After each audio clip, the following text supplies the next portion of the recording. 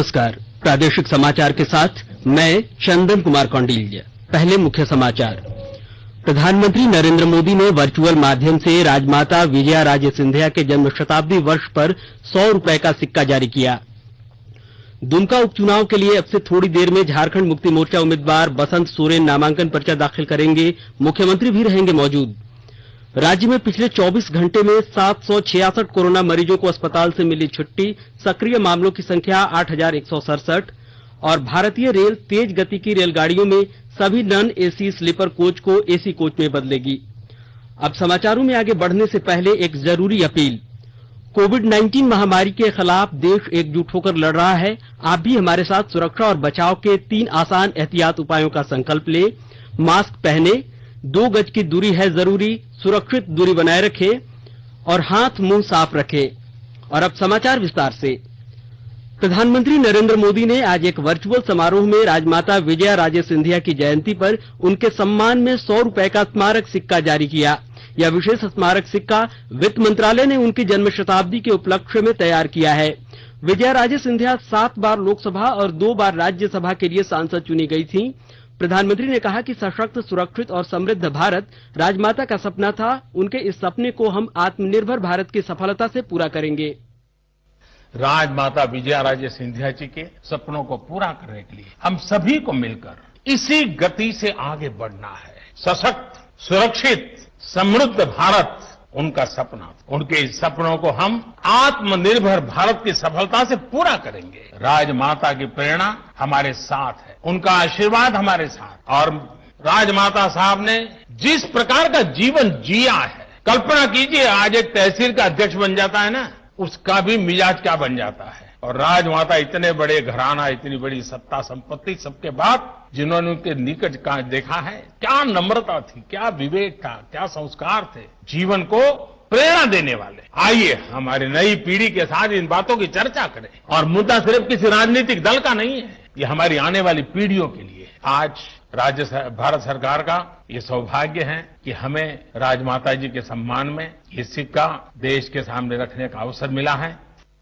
दुमका विधानसभा seat के लिए हो रहे उपचुनाव में झारखंड मुक्ति मोर्चा के उम्मीदवार बसंत सोरेन आज अपना नामांकन पत्र दाखिल करेंगे। इस दौरान मुख्यमंत्री हेमंत सोरेन समेत गठबंधन के अन्य दलों के नेता भी मौजूद रहेंगे। उपचुनाव में झारखंड मुक्ति मोर्चा प्रत्याशी की सीधी टक्कर भाजपा प्रत्याशी डॉक्टर लुईस मरांडी से होगी। इधर दुमका और बेरमो उपचुनाव में राजनीतिक दलों की सभा को लेकर गृह कारा एवं आपदा प्रबंधन विभाग ने गाइडलाइन जारी कर दी है। हॉल में सभा होने पर क्षमता से आधे लोगों को शामिल होने की अनुमति दी गई है, लेकिन यह 200 से अधिक नहीं होनी चाहिए। वहीं खुली जगहों पर सभा में लोगों के शामिल होने की कोई संख्या तय नहीं की गई है। शर्त है कि इसमें लोगों के बीच की दूरी 6 फीट होनी चाहिए। विभाग ने राजनीतिक दलों के लिए भी एसओपी जारी की है। इसके तहत सभा के लिए जिला प्रशासन की अनुमति लेनी होगी। उपायुक्त हॉल या मैदान की क्षमता को देखते हुए अधिकतम लोगों की सीमा तय करेंगे। सहमति पत्र पर यह संख्या अंकित रहेगी। पार्टी और उम्मीदवारों को सुनिश्चित करना होगा कि प्रवेश और निकास द्वार पर सैनिटाइजर और हैंड वॉश के साथ थर्मल स्कैनिंग की सुविधा हो। सभी कुर्सियों के बीच 6 फीट की दूरी पर गोला भी बनाना आवश्यक होगा। देश में अब तक 60 लाख से अधिक कोविड रोगी स्वस्थ हो चुके हैं। स्वास्थ्य मंत्रालय ने कहा है कि कोविड से स्वस्थ होने की दर 86.17% हो गई है। स्वस्थ होने की दर के मामले में भारत विश्व में पहले स्थान पर है। देश में कोविड से ठीक होने वाले लोगों की संख्या 60,77,000 हो गई है। मृत्यु दर 1.54% के साथ विश्व में सबसे कम है। वहीं राज्य में कोरोना से स्वस्थ होने वालों की संख्या बढ़कर 83,571 हो गई है। पिछले 24 घंटों में 766 मरीजों को स्वस्थ होने के बाद अस्पताल से छुट्टी मिली है। झारखंड में कोरोना की रिकवरी रेट 90.32% हो गया है। वहीं कल 574 नए मरीज मिलने से कोविड-19 के मामले में अब 92,525 हो गए हैं। इसमें 8,167 सक्रिय केस हैं। इधर साहिबगंज जिले में कल 9 नए कोरोना संक्रमित मरीज मिले हैं। जिले में अभी तक कोरोना के 1,457 मामले मिल चुके हैं, जिसमें 121 एक्टिव केस हैं तथा 1,327 मरीज ठीक होकर घर वापस जा चुके हैं। वहीं गोड्डा जिले में कोरोना संक्रमण के मामलों में कमी आ रही है। पिछले 3 दिनों में मात्र 27 कोरोना पॉजिटिव मरीजों की पहचान हुई। पिछले 24 घंटे में गोड्डा में मात्र 9 पॉजिटिव मरीजों को ही चिन्हित किया गया। कोविड सेंटर में इलाजरत 12 संक्रमित मरीजों ने कोरोना को मात दी और घर गए। अभी गोड्डा में कोरोना के मात्र 109 एक्टिव केस हैं। इधर कोविड महामारी से रोकथाम के लिए कई जानी मानी हस्तियों ने लोगों के सुरक्षात्मक उपाय अपनाने की अपील की है। केंद्रीय स्वास्थ्य मंत्री डॉक्टर हर्षवर्धन ने कहा है कि एहतियात उपाय जरूरी है और सरकार सभी को वैक्सीन उपलब्ध कराने का प्रयास कर रही है। सर्दी के मौसम में यह देखा गया है कि प्रदूषण बढ़ने पर सांस की बीमारियां बढ़ जाती हैं। सामान्य रूप से वायरस ठंड और शुष्क जलवायु में लंबे समय तक जीवित रहते हैं। इनमें इन्फ्लुएंजा वायरस प्रमुख है। इसके अलावा कोरोना के 4 अन्य प्रकार के वायरस भी हैं जो सर्दियों में तेजी से फैलते। इसलिए कोरोना वायरस के संक्रमण से बचने के साथ साथ आप कोरोना से बचाव के लिए सभी जरूरी व्यवहारों का पालन अवश्य करें। वहीं बॉलीवुड अभिनेता अमिताभ बच्चन ने कोरोना महामारी के खिलाफ संदेश देते हुए आम जनता से इसके रोकथाम की अपील की है। हमारा देश और पूरा विश्व आज कोविड-19 की चुनौती का सामना कर रहा है। कोविड-19 अभी खत्म नहीं हुआ है। ऐसे में हमारा फर्ज है कि हम सतर्क रहें। इसलिए जब तक दवाई नहीं तब तक कोई ढिलाई नहीं। कोरोना से बचाव के लिए जरूरी है नियमित रूप से हाथ धोना, मास्क पहनना और आपस में उचित दूरी बनाए रखना। याद रखिए 2 गज दूरी, मास्क है जरूरी। खांसी, बुखार या सांस लेने में कठिनाई होने पर हेल्पलाइन नंबर 1075 पर संपर्क करें। इधर पद्मश्री डॉक्टर एसपी मुखर्जी ने भी लोगों से अपनी और दूसरों की सुरक्षा के लिए लोगों से सचेत रहने को कहा है। बीमारी के टाइम में हम सबको अपने लिए, अपने परिवार के लिए और समाज के लिए इंतजाम से रहना होगा। उसमें पहला है कि मास्क पहने, मास्क ठीक से पहने, नाक को कवर करके पहने और दूसरा पॉइंट कि कम से कम हाथ को बीच बीच से धोते रहें, साबुन से धोते रहें और तीसरा कि 2 गज की दूरी रखें, भीड़ भाड़ में न जाएं ताकि इस बीमारी का फैलाव को हम लोग रोक सके, क्योंकि इसका कोई दवा अभी तक आया नहीं। दवा के बगैर इस बीमारी बहुत सीरियस रूप ले सकता है। वहीं स्वास्थ्य और परिवार कल्याण मंत्रालय ने लोगों को सलाह दी है कि वे नोवल कोरोना वायरस से अपने को सुरक्षित रखने के लिए सभी बुनियादी एहतियात उपायों का पालन करें और सामाजिक दूरी बनाए रखें। एक रिपोर्ट। सरकार ने कहा है कि आवश्यक वस्तुओं की पर्याप्त आपूर्ति जारी है और लोगों को चिंता करने की कोई जरूरत नहीं है। लोगों को सलाह दी जाती है कि वे आवश्यक वस्तुओं और चिकित्सा सामानों की खरीदारी करते समय धैर्य रखें और शांत रहें। आवश्यक वस्तुओं को खरीदने के लिए बार बार बाहर निकलने से बचें। साथ ही लोगों से हाथ मिलाने और गले लगने से भी बचना चाहिए। बाजार, मेडिकल स्टोर और अस्पतालों में लोग कम से कम 1 मीटर की दूरी बनाए रखें। घर पर गैर जरूरी सामाजिक समारोह से बचा जाना चाहिए और घर पर मेहमानों को नहीं बुलाना चाहिए। लोगों को अपनी आंख, नाक और मुंह छूने से बचना चाहिए और लगातार हाथ साफ करते रहना चाहिए। हाथ को दोनों तरफ से कम 20 सेकंड तक रगड़कर धोना चाहिए। यदि कोई व्यक्ति खांसी या बुखार से पीड़ित है तो वह दूसरों के संपर्क में आने से बचे और डॉक्टर से तुरंत परामर्श ले। स्वास्थ्य मंत्रालय ने कोरोना वायरस के बारे में जानकारी के लिए एक टोल फ्री नंबर 1075 जारी किया है। इधर राज्य सरकार की ओर से भी कई दिशा निर्देश जारी किए गए हैं। इस सिलसिले में सरकार ने हेल्पलाइन नंबर 181 जारी किया है। सरकार ने कहा है कि कोरोना वायरस से संदिग्ध तौर पर संक्रमित कोई व्यक्ति पाया जाता है तो इसकी सूचना 0651 जो रांची का कोड है और टेलीफोन नंबर 2261-000 तथा 2261-002 के अलावा फैक्स नंबर 2261-856 और मोबाइल नंबर 9955837428 पर दी जा सकती है। आकाशवाणी रांची भी आपसे अपील करता है कि कोविड-19 के संक्रमण से बचने और अन्य लोगों को सुरक्षित रखने के लिए कृपया घर पर ही रहें और सरकारी दिशा निर्देशों का पालन करें। केंद्र सरकार कोविड उपचार में बड़ी आबादी को कवर करने के लिए 1 से अधिक वैक्सीन के उपयोग पर विचार कर रही है। स्वास्थ्य मंत्री डॉक्टर हर्षवर्धन ने कहा कि देश की बड़ी जनसंख्या को ध्यान में रखते हुए एक वैक्सीन या एक वैक्सीन निर्माता पूरे देश की जरूरतों को पूरा करने में सक्षम नहीं होगा। श्री हर्षवर्धन रविवार संवाद की 5वीं कड़ी के तहत अपने सोशल मीडिया अकाउंट पर लोगों के सवालों का जवाब दे रहे थे।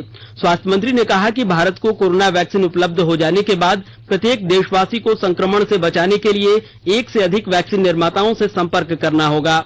उन्होंने समाज के सर्वाधिक संवेदनशील और वंचित समूहों तक पहले वैक्सीन पहुंचाना सुनिश्चित करने पर बल दिया। डॉक्टर हर्षवर्धन ने कहा कि भारत में सभी कोविड वैक्सीन परीक्षण के पहले, दूसरे या तीसरे चरण में है और परिणामों की प्रतीक्षा में है। आकाशवाणी का समाचार सेवा प्रभाग आज अपने फोन इन कार्यक्रम में हिंदी और अंग्रेजी में कोविड-19 पर विशेष परिचर्चा प्रसारित करेगा। यह कार्यक्रम आज रात 9:30 बजे से FM गोल्ड और अतिरिक्त मीटरों पर सुना जा सकता है। नई दिल्ली स्थित सफदरजंग अस्पताल में मेडिसिन की associate professor doctor Rupali Mallick चर्चा में भाग लेंगी। श्रोता हमारे टोल फ्री नंबर 1800-115767 पर फोन करके विशेषज्ञ से सीधे सवाल पूछ सकते हैं। आप लैंडलाइन नंबर पर 011-2331-4444 पर भी सवाल पूछ सकते हैं। Twitter handle @AIR news alert पर #AskAIR के जरिए भी सवाल पूछ सकते हैं। यह कार्यक्रम हमारी वेबसाइट newsonair.com पर और हमारे YouTube channel news on AIR official पर भी उपलब्ध रहेगा। Mobile app news on AIR से अपडेट भी लिए जा सकते हैं। आकाशवाणी के ताजा तरीन समाचारों के लिए आप हमारी वेबसाइट newsonair.com पर लॉग इन कर सकते हैं। ताजा समाचार Twitter handle @AIR news alert और Facebook page All India Radio news पर भी उपलब्ध है। आप प्रादेशिक समाचार एकांश के ट्विटर हैंडल @AIR न्यूज_रांची और Facebook page AIR news Ranchi के अलावा YouTube channel regional news unit Ranchi पर भी हमारे बुलेटिन को सुन सकते हैं। प्रादेशिक समाचार आप आकाशवाणी रांची से सुन रहे हैं और अब पेश है कोरोना से बचाव के कुछ संदेश। कोविड-19 से बचाव और सुरक्षित रहने के 3 उपाय। मास्क लगाएं, 2 गज दूरी है जरूरी, सुरक्षित दूरी रखें, हाथ और मुंह साफ रखें। भारतीय रेल ने तेज गति की सभी रेलगाड़ियों में नॉन एसी स्लीपर कोच को एसी कोच में बदलने का फैसला किया है। 130 किलोमीटर प्रति घंटे और इससे अधिक रफ्तार से चलने वाली सभी रेलगाड़ियों को विशेष एसी कोचों में बदला जाएगा। रेल मंत्रालय ने कहा है कि यह निर्णय सिर्फ तेज गति की रेलगाड़ियों के लिए है। 110 किलोमीटर प्रति घंटे की अधिकतम गति से चलने वाली सभी मौजूदा मेल और एक्सप्रेस ट्रेनों में स्लीपर कोच बने रहेंगे। रेल विभाग रेल नेटवर्क को उच्च गति क्षमता में उन्नत करने की व्यापक योजना पर काम कर रहा है। स्वर्णिम चतुर्भुज मार्गों पर रेल पटरियां 130 किलोमीटर से लेकर 160 किलोमीटर प्रति घंटे की रफ्तार की ट्रेनों के लिए उन्नत की जा रही हैं। पाकुड़ जिले के ग्रामीण इलाकों में माध्यमिक शिक्षा प्राप्त करने वाले विद्यार्थियों को उनके गांव में ही इंटर पढ़ाई की सुविधा सरकार देगी। इस दिशा में कार्य योजना पर अमल करने की कवायद तेज हो गई है। विस्तृत ब्यौरा दे रहे हैं हमारे पाकुड़ संवाददाता। खुद में शिक्षा की भूख पालने वाले ग्रामीण इलाकों के बच्चों को इंटर की पढ़ाई के लिए अब लंबी दूरी तय नहीं करनी पड़ेगी। सरकार उनके ही गांवों में इंटर की शिक्षा मुहैया कराने की दिशा में काम करना शुरू कर दिया है। ग्रामीण इलाकों के उच्च विद्यालयों में पढ़ रहे विद्यार्थियों को आने वाले दिनों में गांव में ही +2 विद्यालय में पढ़ने का मौका मिलेगा। शिक्षा विभाग 10,000 की आबादी पर +2 विद्यालय खोलेगा। जिले के 6 प्रखंडों में +2 विद्यालय खोले जाने को लेकर कवायद तेज हो गई है। 9 उच्च विद्यालयों को +2 विद्यालय में अपग्रेड करने के लिए जिला प्रशासन सरकार के निर्देशों के मुताबिक काम करना शुरू कर दिया है। उच्च विद्यालयों के +2 विद्यालय में अपग्रेड होने से ग्रामीण इलाकों के छात्र छात्राओं को शैक्षणिक सुविधाएं गांव में तो मिलेंगी ही, उन्हें अतिरिक्त आर्थिक बोझ से भी निजात मिलेगा। राम प्रसाद सिन्हा, आकाशवाणी समाचार, पाकुड़। आज विश्व गठिया रोग निषेध दिवस है। इसका उद्देश्य गठिया रोग के बारे में लोगों को जागरूक करना और सरकार और नीति निर्माताओं को इसके प्रति संवेदनशील बनाना है। इस वर्ष का विषय है ये आपके हाथ हैं, कोविड काल में अधिक सुसंगत उपाय करें। आकाशवाणी से बातचीत में अखिल भारतीय आयुर्विज्ञान संस्थान नई दिल्ली में गठिया रोग विभाग की प्रमुख डॉक्टर उमा कुमार ने बताया कि गठिया न केवल जोड़ों बल्कि शरीर के अन्य अंगों पर भी असर डालती है। डॉक्टर कुमार ने इस बीमारी से बचने के लिए आवश्यक सावधानियां बरतने की सलाह दी। इस दिन को मनाने के 2 मुख्य कारण हैं। एक, रोमैटिक डिजीज की जानकारी जनमानस तक पहुंचाना। दूसरा, सरकार और पॉलिसी मेकर्स को इन बीमारियों के बारे में सेंसिटाइज करना। इस साल की थीम है it is in your hand, take action. आज कोरोना के दौर में और आत्मनिर्भर भारत के संदर्भ में ये थीम और भी प्रासंगिक हो जाती है। गठिया से बचना और गठिया होने पर विकलांगता से बचना काफी हद तक आपके हाथ में है। गठिया सिर्फ जोड़ों की ही बीमारी नहीं है, बल्कि इसमें शरीर के विभिन्न अंग प्रभावित हो जाते हैं और समय से इलाज न किया जाए तो दूसरी बीमारियां जैसे कि डायबिटीज, हाइपरटेंशन, हार्ट डिजीजेस होने का खतरा बढ़ जाता है। और अब समाचार खेल से। आईपीएल क्रिकेट में मुंबई इंडियंस ने कल रात आबू धाबी में दिल्ली कैपिटल्स को 5 विकेट से हरा दिया। दिल्ली कैपिटल्स ने टॉस जीतने के बाद पहले बल्लेबाजी करते हुए 20 ओवर में 4 विकेट पर 162 रन बनाए। 163 रनों का पीछा करते हुए वर्तमान चैंपियन मुंबई इंडियंस ने 2 गेंद शेष रहते जीत के लक्ष्य को हासिल कर लिया। इससे पहले दुबई में हुए एक अन्य मैच में राजस्थान रॉयल्स ने सनराइजर्स हैदराबाद को 5 विकेट से हराया। शारजाह में आज शाम 7:30 बजे रॉयल चैलेंजर बेंगलुरु का मुकाबला कोलकाता नाइट राइडर्स से होगा। और अंत में मुख्य समाचार एक बार फिर। प्रधानमंत्री नरेंद्र मोदी ने वर्चुअल माध्यम से राजमाता विजयाराजे सिंधिया के जन्म शताब्दी वर्ष पर 100 रुपए का सिक्का जारी किया। दुमका उपचुनाव के लिए अब से थोड़ी देर में झारखंड मुक्ति मोर्चा के उम्मीदवार बसंत सोरेन नामांकन पर्चा दाखिल करेंगे। मुख्यमंत्री भी रहेंगे मौजूद। राज्य में पिछले 24 घंटों में 766 कोरोना मरीजों को अस्पताल से मिली छुट्टी। सक्रिय मामलों की संख्या 8167। और भारतीय रेल तेज गति की रेलगाड़ियों में सभी नॉन एसी स्लीपर कोच को एसी कोच में बदलेगी। इसके साथ ही आकाशवाणी रांची से प्रादेशिक समाचार का यह बुलेटिन समाप्त हुआ। नमस्कार। घर में रहिए, सुरक्षित रहिए और सुनते रहिए आकाशवाणी।